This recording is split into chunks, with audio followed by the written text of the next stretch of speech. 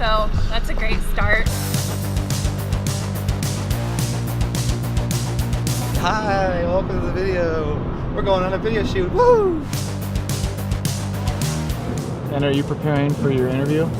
I am. I might just browse the Instagram of the business that we are going to do some just research on their brand, their vibe. But it's really about connecting with that person when you're talking with them. And conversation just flows from there. When you're setting up an interview shot, what kind of things are you looking for? When I'm setting up the interview shot, I mean, to be honest, the audio is the most important part. I'll cut back to the interview shot every once in a while to establish who's talking in the video, but for the most part, it's not that important. I think the B-roll is a little bit more important. The real challenge is in the interviewing and pulling out the right kinds of questions or the right kinds of answers.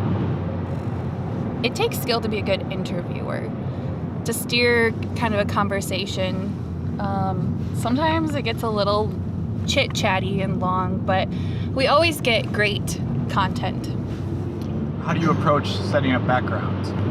When it comes to backgrounds, my general approach is to put them in a place that has good lighting.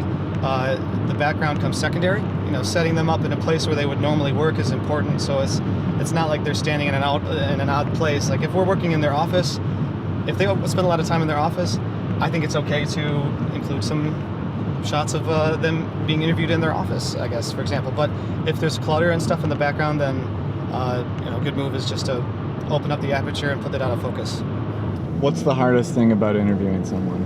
It's really not that hard because you're just talking to them, but you have to be somewhat prepared because if they're nervous, then they might not be able to frame their answer to the question correctly.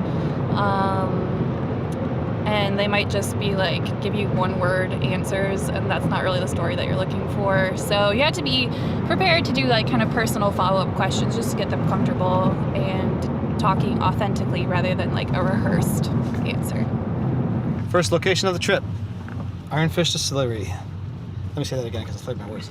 We're at the first location of the trip, Ironfish Distillery. Here we go.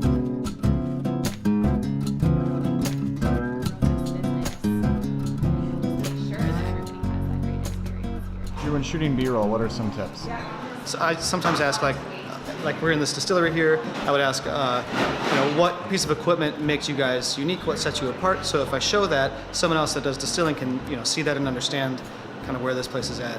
Any other camera techniques that you try to utilize? Well, I'm a fan of smooth, slow, and deliberate camera movement, and so I try to use that sometimes just because it makes the shot look cool, makes it a little more dynamic, and puts a little bit of a depth, parallax effect into the shot.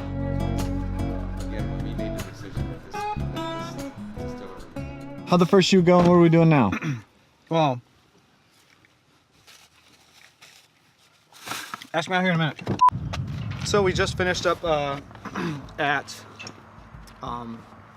Ironfish Distillery. The shoot went really well. We're now at Ready Rock International. They make forms that you can then make concrete bricks for foundations or for like lawn architecture, that sort of thing, lawn landscape stuff. But yeah, the shoot went really well. We had some really good speaking points and sound bites that we can get out of the interview. And then at Ironfish Distillery, the B-roll is really good because they have a pretty cool place where they distill all their spirits, and everything was really clean and shiny. They even had some barrels that had like their label branded on it and everything like that. So I like that kind of stuff because you can see a short clip of the footage and know exactly what you're seeing right away, and it really helps bring the story together. Is that too mean, or am I just? No, I think I'm overthinking it. You're fine. You can say it again if you want. Okay, I liked what I said last time. Yeah, it worked. Another challenge that we have with these interviews is that we're not always working with people who are like professional spokespeople. They might be better at running their business than they are at necessarily explaining how that business is being run. And so sometimes it takes a little bit of coaching, but that's just a normal part of our job, really. We rarely actually work with professional voices and stuff. Instead, we usually work with you know, just regular people that do their job well, but this isn't always part of their job. Sure, but great attention. And Bell said, Excuse me.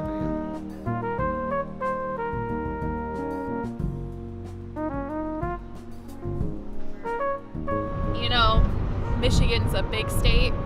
Beautiful, but big. You spend a lot of time in the car. But the video crew grind is worth it because we get never before seen footage like Drew's driver cam. Drew, can you explain what you're doing? I'm so close to getting my bridge song. This is very important. So a little bit of Michigan tradition here. I would say video crew tradition is you have to have a certain song that you play every time you cross the bridge, and depending on who's driving, even if you're carpooling, then whoever's driving has a certain song. Ryan's is the Wreck of the Edmund Fitzgerald, which is a very good pick. And mine has to be a UP band called Swim Through Frequencies. The song's called Copper Country. So I said, copper country, here I come again. And as we're drifting through the slow moving parade, you can feel the warmth, you can feel betrayed. What kind of considerations do you make when looking for a good hotel on the road? 75 and under. Just checked in. Time to call it a night. Just kidding.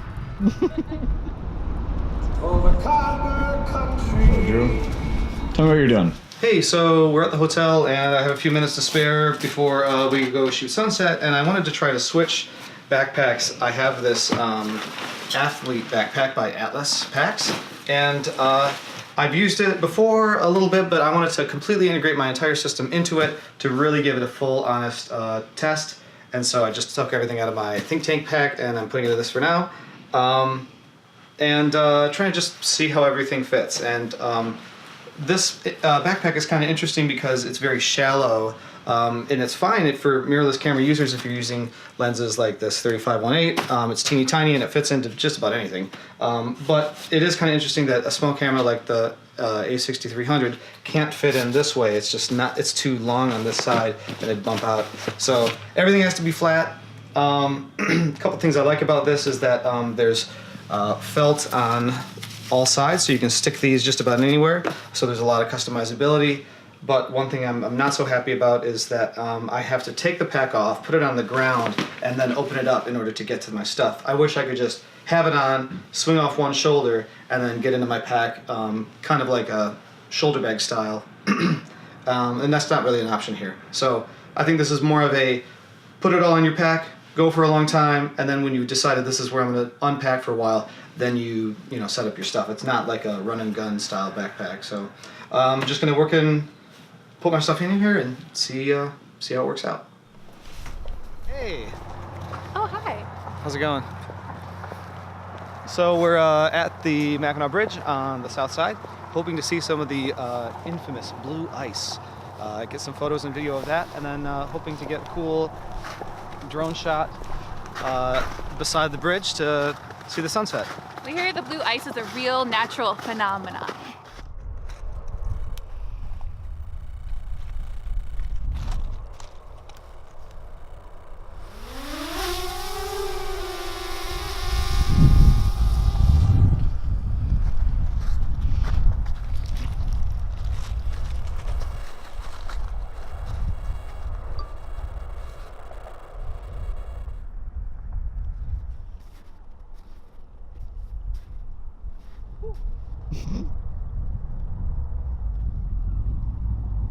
Three, two, one. We're here At the Mackinac Bridge, for an episode of Straight Talk, the show where we talk about everything that has to do with straight lines. and we give it to you straight. That's right. No curvy messing around. Day 2. Up and early with the sunrise in St. Ignace over the Straits of Mackinac. Headed to Bark River today, just outside of Escanaba. And it'll be a good one. Probably number 1. First challenge will be, we'll get to Escanaba and then we'll be like, we're not there yet. we have to go through Escanaba to Bark River. Number 2, gotta read up on what this guy does. I'm a little unclear at this point. His business. And then the last challenge, crossing the bridge to get home, because that proves to be difficult for this group. But it's a sunny day, so we'll see. What kind of challenges are you foreseeing today, Drew? Challenges, getting back to Grand Rapids in time for trivia.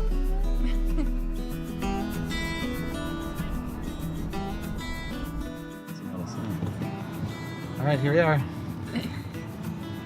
I don't know where to park. I'll do this. So we're at Messer Smith. Door to ask them. Yeah. We've just arrived, and we are gonna go check out the place, meet some people, and see what we have to film.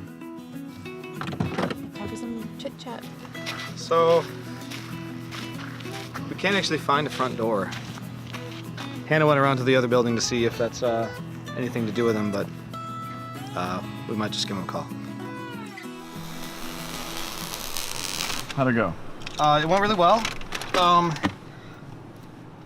It's interesting, these places up in the UP, it's really important to, I think, talk about why the UP is a great place to work.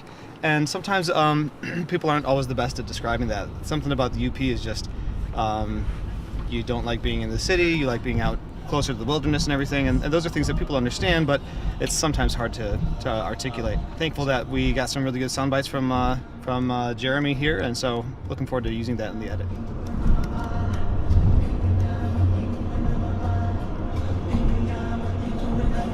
Damn it! I thought it was gonna be that moment. As we go about filming these different groups, we want to feature businesses from a good variety of fields, I guess. And so this one kind of fills the gap for our like high technology kind of category.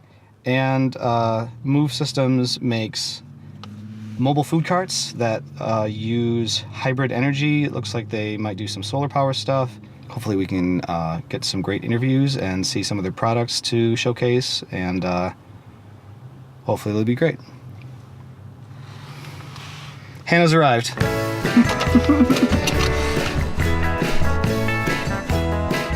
So we just arrived to Move Systems. We're getting a brief tour of the facility so we know what we have available to shoot. And this is basically the best case scenario of what we get. Sometimes what they explain to us, like, yeah, we have these great facilities, it doesn't always look so great. But this one does, and so we're super excited that they have some of their carts on display. They also have some manufacturing over here so we can see basically visually the full process from building to finished product to it functioning over here. They have an espresso cart set up so that they're going to make some espresso on camera so that we can see what the finished product does, how it looks in the end, and so we're super excited about it.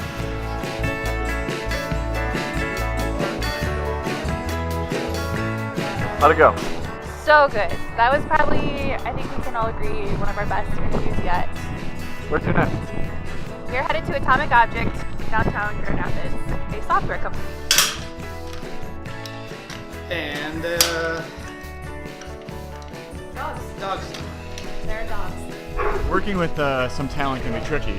I know, they can get a little nasty sometimes. They can really bark at each other. What's next? So Friday we have, we're going to be visiting and interviewing Benkari, she, a female plumber, master plumber, I think is her official title. We'll be headed to a job site downtown Detroit. Excited to see how it goes. Yeah, can't wait.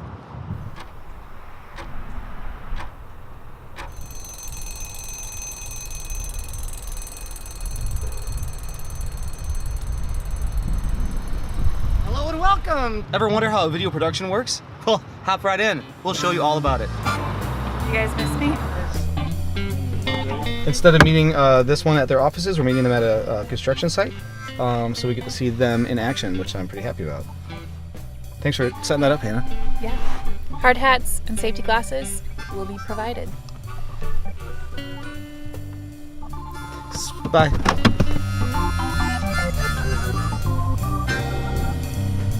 How's it going, Hannah? Awesome. This is gonna be a great shoot, and I've never felt safer. Drew, how does it feel to be wrapped with shooting? Feels good. Shooting is, with this project, in a lot of ways, shooting is the easy part. Now it all kind of comes together, and so now begins the editing process, and we have some really good structure and a plan for how these are going to come together, and so I'm just going to do my best to stick to that and tell the story the best way I can. I feel like we were efficient with our time and the amount of places that we were able to visit. Lots of driving, but I think we did a good job of picking businesses that showed a good range of diversity, both in industry and location in Michigan, and I think it really tells, the interview content that we captured really tells the story of the awesome companies that are growing in Michigan. This year couldn't have been better. No, it's great. I think we work really well together. I wish we got to work with Hanna more, really, because this is a really fun project that I look forward to all year, and it's a big project too. I mean, as far as traveling all across the state and working with several businesses and everything, and Hannah's great setting those up and running the interviews and picking out those stories that really are captivating stories that are exciting and entertaining, and yeah, so it's gonna be great. Hannah, same question. What's it like working with us? Awesome. We have to come up with more excuses to work together. So let's start thinking about the next project.